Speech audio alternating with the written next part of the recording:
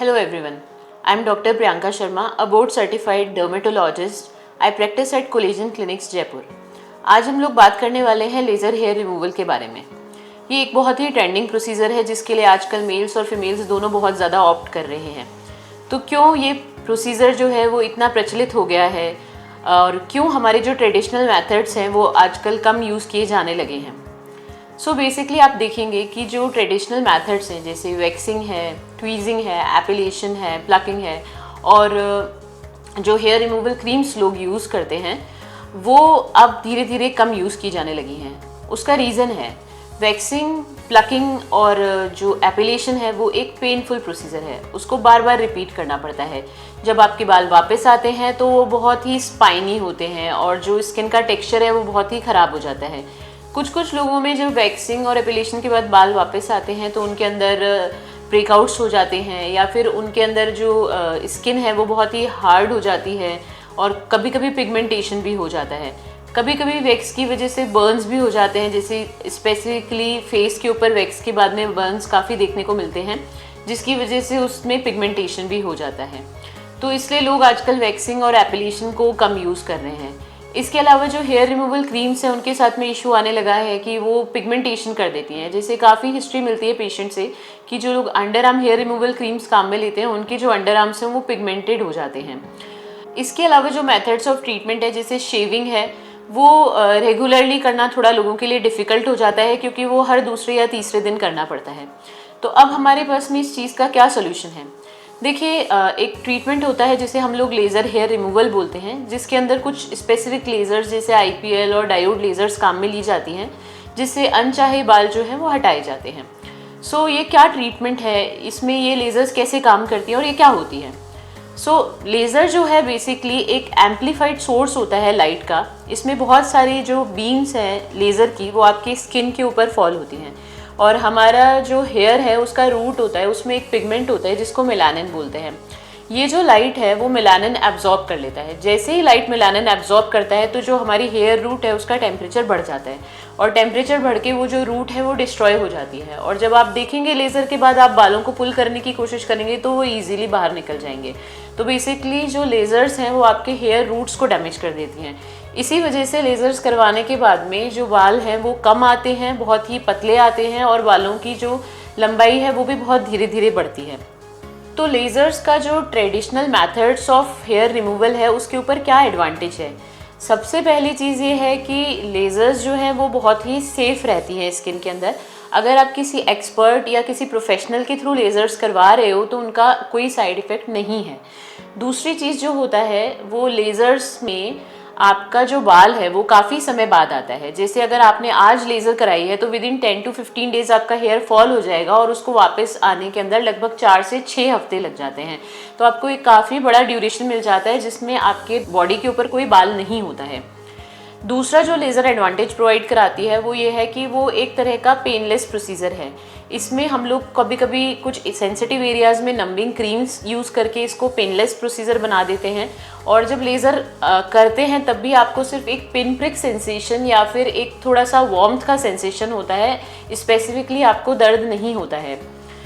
तीसरा जो लेज़र का एडवांटेज है वो ये है कि धीरे धीरे आपके बालों की डेंसिटी बहुत कम होती जाती है। जब आपके बाल वापस भी आते हैं वो सॉफ्ट हेयर्स आते हैं, हार्ड हेयर्स नहीं आते हैं। तो कौन लोग हैं जो लेज़र्स के लिए ऑप्ट कर रहे हैं? देखिए, लेज़र आपके लिए प्लान करना बेस्ट तभी होगा जब आपकी स्किन के अंदर मोटे और काले बाल हैं, क्योंकि यही वो बाल होते हैं जिनके ऊपर लेज़र्स बेस्ट एक्ट करती है।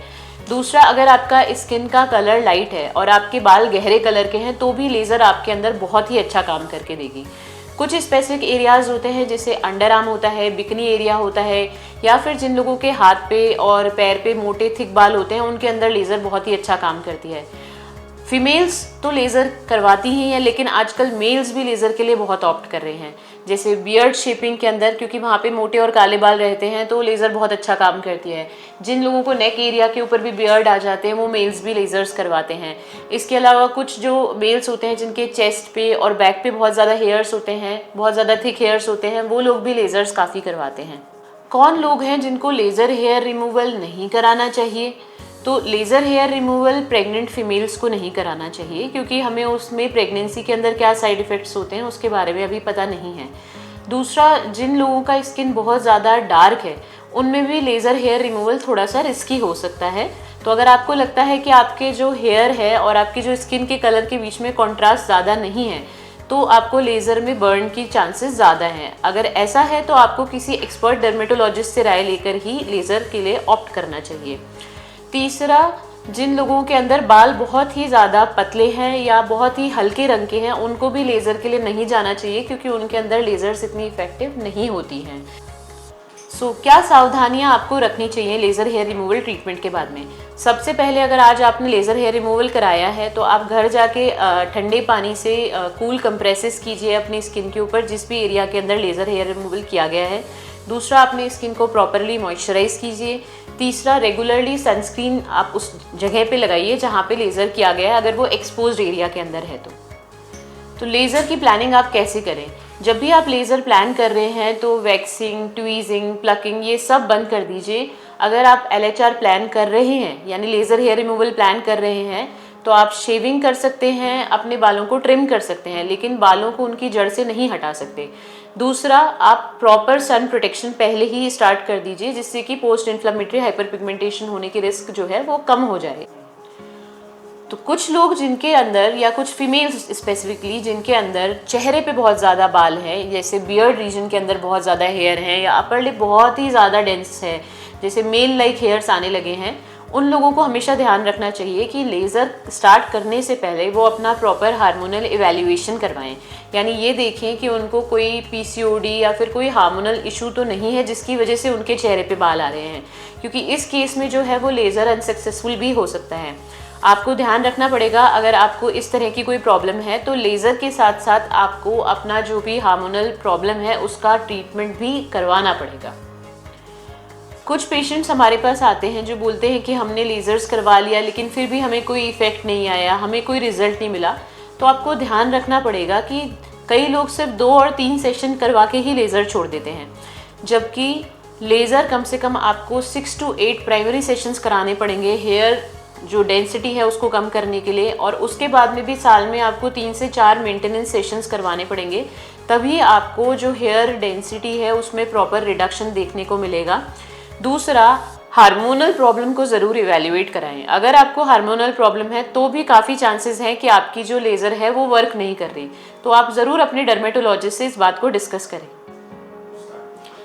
तो अगर आप लेज़र हेयर रिमूवल प्लान कर रहे हैं, अगर आप चाहते हैं एक बेबी सॉफ्ट स्मूथ स्किन आपकी हो, आप कभी भी कैसे भी कपड़े पहन के कहीं पे भी जा सके बिना उन बालों को हटाने की जल्दोजहद किए, तो आप कोलेजन क्लिनिक आ सकते हैं। हम लोग यहाँ पे लेज़र हेयर रिमूवल सर्विसेज दे रहे हैं और हमारे यहाँ पे सिर्फ एक्सपर्ट्स के द्वारा ही लेज़र हेयर रिमूवल सर्विसेज दी जा रही हैं। अगर आप चाहते हैं कि एक बहुत ही cost effective laser hair removal आप प्लान कर रहे हैं तो आप कोलेजन क्लिनिक्स जयपुर में विजिट कर सकते हैं।